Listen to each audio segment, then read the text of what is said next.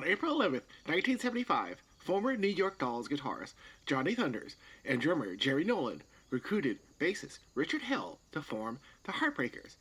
Hell left his band, Television, a few days earlier due to artistic differences. The Heartbreakers were initially a power trio and performed their first gig on May 30th at the Coventry, a rock club in Queens, New York. Thunders wanted the band to have a twin guitar sound, so he auditioned for a second guitarist and decided on Walter Lure, who had a day job working for the FDA and was a rock and roller at night. He was in a glam rock band called the Demons before he joined the Heartbreakers. In an interview with Walter Lure, he said, "We did the first Demons show, and both Johnny and Jerry turned up in the audience. After the show, Johnny pulls me aside on the stairwell and asked me if I wanted to join his band. I obviously said, yeah. And he said, come to an audition the following week. I went and we rehearsed a few of the new Heartbreakers tunes that they had been working on, and I felt it all went well. When I didn't hear from him for a month or so, I just figured they had found someone else for the gig. The Demons then opened up for a three-piece Heartbreakers at a small club in Queens across the river from Manhattan. They sounded okay, but they needed another guitarist to fill in the gaps. That night after the show, I was sitting in a bar and Jerry sits down and asks me if I liked any of the songs I auditioned for. I told him yes, and I thought they were great. Then he asked me if I wanted to join their band, and the rest is history. The Heartbreakers, as a four-man unit, made their debut on July 4th, 1975 at the infamous CBGB's, where they became one of the club's most popular bands. At first, the band did everything evenly, sharing in the songwriting, taking turns on vocals, but Richard Hell slowly started to take over and impose his will upon the others. Johnny Thunders, who quit the New York Dolls over David Johansen doing the same thing, wasn't going to take this again, decided to put his foot down, and the other members joined him as well. Richard Hell played his last gig as a member of the Heartbreakers on May 14, 1976, a little more than a year with the band. After leaving, he formed his own group, Richard Hell and the Voidoids.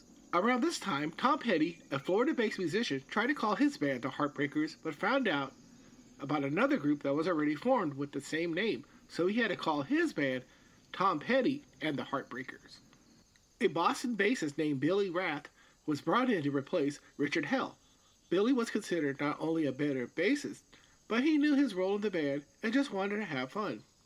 Thunders and Nolan's former associate from the New York Dolls, Lee Black Childers, became the Heartbreakers' new manager. He gave them a makeover, and their new look featured a much tougher 50s rocker style mixed with British mod. The new Heartbreakers lineup made their debut on July 23rd and 24th, 1976 at another famous club, Max's Kansas City. They toured the Northeast regularly, but a record contract eluded the band despite drawing large crowds to their shows. The band's heavy drug use also hampered their fortunes. Lure, Nolan, and Thunders were heavy heroin users, while bassist Rath was strung out on speed. The cost of maintaining their fixes taxed the band's finances. The UK punk band, the Sex Pistols, invited their idols, Thunders and Nolan, to join them on their Anarchy in the UK tour, which was supposed to last 24 dates through the winter of 1976, but only 7 of the shows took place. Malcolm McLaren, who managed the Sex Pistols and was instrumental in bringing them over to the tour, was also a little leery about the influence Thunders and Nolan would have on his young charges. One of the Heartbreakers groupies was Nancy Spurgeon, who joined the band during their tour of England, and who would have a major impact on the future of the Sex Pistols. Despite only playing a handful of dates on the Anarchy Tour, the band's manager, Lee Black Childers, had them stay in England to play. He said the Heartbreakers blew everyone else away for no reason than they were just more experienced. They had their roots in rhythm and blues and rock and roll. No matter how anarchic an audience thinks it is, if the bass player can actually play and the drummer's Jerry Nolan, suddenly they're going, this is great!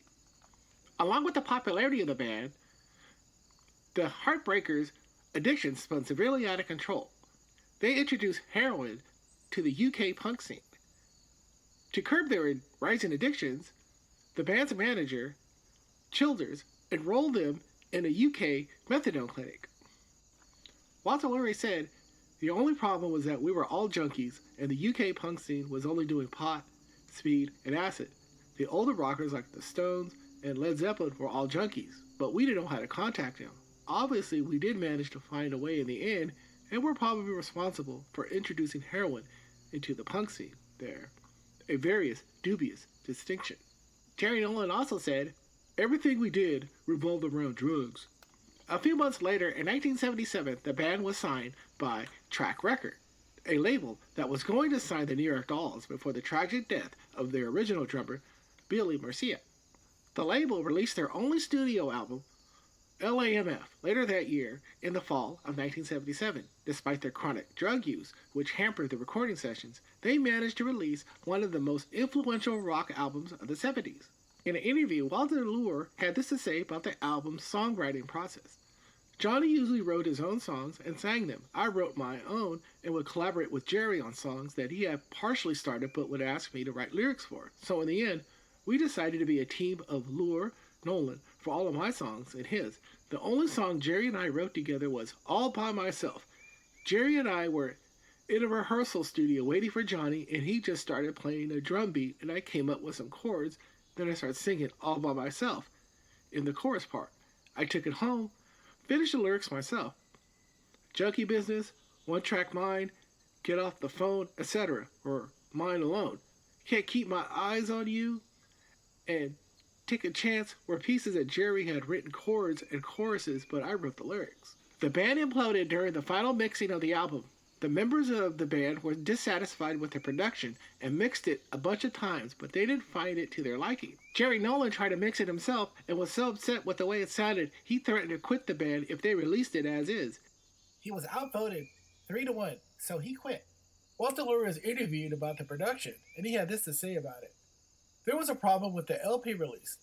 However, to me, it was always the pressing from the master onto vinyl that was the issue.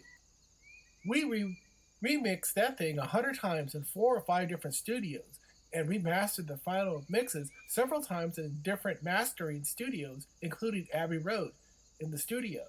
The tapes and the masters always sounded great whenever we played them on big speakers or small ones. The sound was fine and the mix was fine, but then only when the masters were sent to the pressing plant to be put on vinyl did they sound as muffled and lifeless. Jerry and Johnny always swore the problem was in the mix, but they tried doing it themselves and could never get a good sound. In the end, the record company forced us to release the record so it could be in the stores for the upcoming holidays.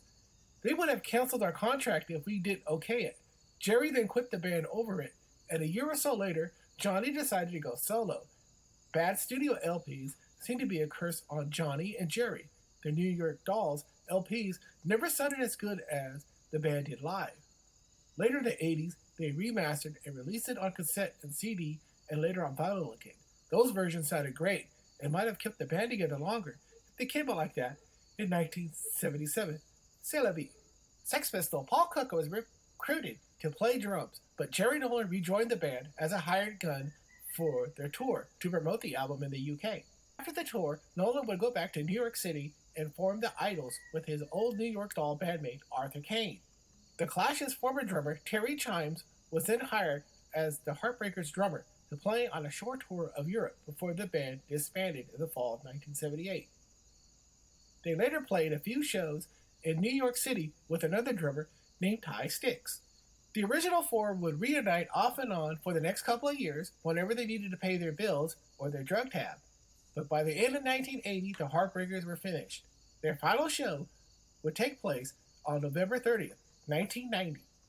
Johnny Thunders died on April 23rd, 1991 at the age of 38. Jerry Nolan on January 14th, 1992 at the age of 45. Billy Rath on April 16th, 2014 at the age of 66. And Walter Lure on August 21st, 2020 at the age of 71. I hope you have enjoyed this episode of Cuppy's Music Curios. My name is Cuppy, and I hope to see you soon. Cheerio!